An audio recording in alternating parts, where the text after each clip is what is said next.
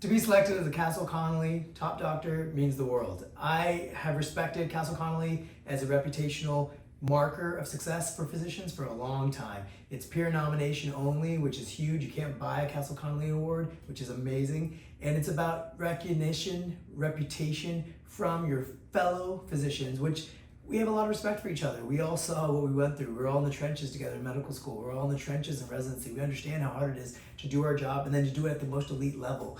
And so to be nominated, to be part of this community of Castle Connolly nominated physicians means the world. Being nominated by a peer is extremely important to me, and honestly it matters the most. I think being nominated by patients or peers would be the only two things that I would care about. A random reputational magazine telling me I'm great, it's great, I still like it, but I think a peer physician or a fellow patient itself that I took care of, those two giving me respect and credentials, that means the world. I initially became a physician because I wanted to do something that was helpful to other humans. I felt like the more impact you can deliver to other people, whether it's micro or macro, the more benefit you derive, and so I always wanted to help people in a way that was meaningful. My parents also did push us to become physicians. Being of an Indian origin, Indian background, my parents did want me, my brother, and my sister, all three to become physicians, so we all did. And I'm very grateful today that I did. And within that field, I found my niche of plastic surgery, which is where I got to blend art and science together to really give myself a artistic sense every day while still feeling altruistic in my purpose of helping people every single day. I think as an Asian physician, being a South Asian Indian physician of descent, I think it's interesting because I look at the world a little bit more holistically than just my micro community. I grew up in Texas in a small town, very southern niche, and then I did all my schooling on the East Coast, ended up in California for now the past decade here in Beverly Hills.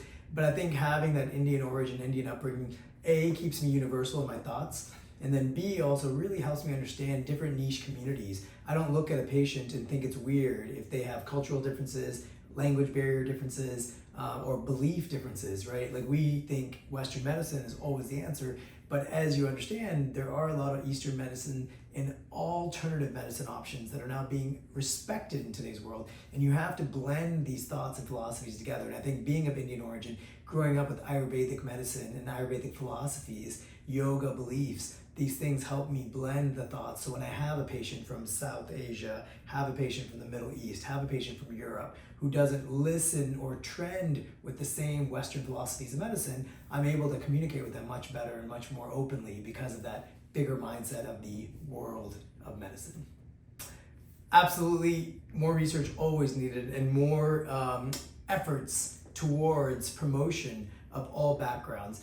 I think we're seeing it, being in Beverly Hills and being in Hollywood specifically, we do see trends in plastic surgery and cosmetics always typically gearing towards the classic, beautiful, blonde, white girl, and that's what Hollywood has always been, right? And I feel like we're seeing a difference now. We're seeing more representation in film, in TV, in actors and actresses, in musicians. And I think as we're seeing those trends in beauty changing, we're seeing the lens of what we consider beautiful changing. It also changes the perceptions and perspectives of how we operate within our field. Plastic surgeons back in the day, everyone was trying to make the same tiny, small Caucasian nose.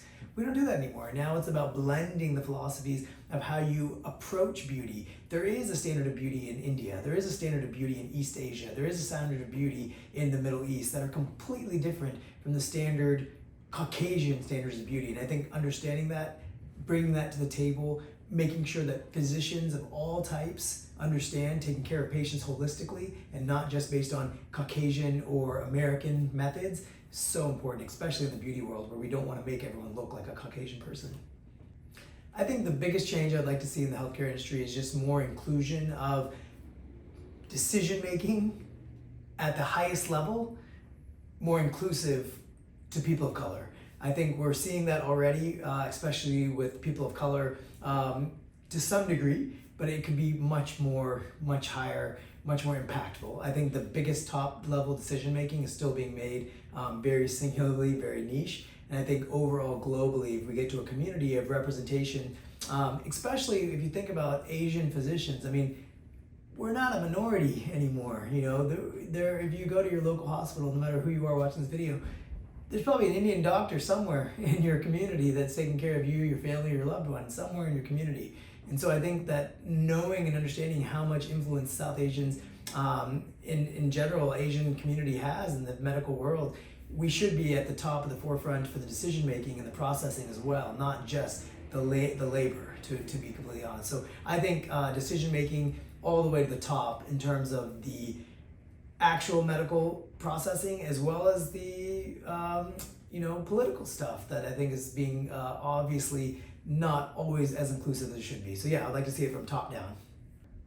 I think some of the biggest trends that we're going to see this year are going to be really deep advances within AI technology, as we're all aware of. Everyone watching this has been following AI and using AI platforms now. That is not immune for healthcare. I think that we're seeing burgeoning results within the AI communities. Also, everyone who follows anything online, you're also seeing the huge concepts of biohacking. I think biohacking is only going to get bigger, stronger. And it comes down to basic biohacking things like cold plunges and infrared saunas, all the way up to medication therapies like using metformin for novel uses and things that people haven't thought of. We're seeing it a lot in the weight loss industry with Mounjaro and Ozempic, but there's going to be so much more coming in the biohacking space to increase longevity, increase wellness, and then also using AI technologies to help predicting and identifying disease comorbidities and also actual influencing diagnosis. And I think these are going to be the things that you're going to see a lot more of in the next year and upcoming years.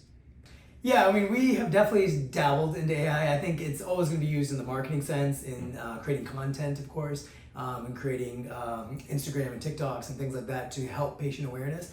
But I think that the true sense of how we're doing our medical research and medical decision making, we're not using AI as much today. I think with diagnoses being improved in the concept of AI and medical AI being improved, I think there will come a time where we will implement it a lot more. But at this current time, we're not using it so heavily versus other providers, other practices who are more medical based and they're doing a lot more diagnosis based. I think they probably could benefit from it more because it's been shown. I mean, you're looking at data and studies showing how much faster and how much more rapidly diagnosis and studies can be done through AI technologies. I think without a question, always treat every single patient like it's your mom, like it's your father, like it's your brother, your sister, your daughter, your son. Treat every patient like they're your true family. What would you guide your mom like? What would you guide your own brother like, your own daughter or son like? That matters. And I think when you have that family sense, that absolute integrity sense of practicing medicine, don't think about reimbursement. Don't think about how much you're getting paid. Don't think about what the benefit to you as a physician is. Just truly do the right thing as if it was your own family member. I think if every doctor treated their patients that way, this would be a much healthier country with much more longevity and much more wellness.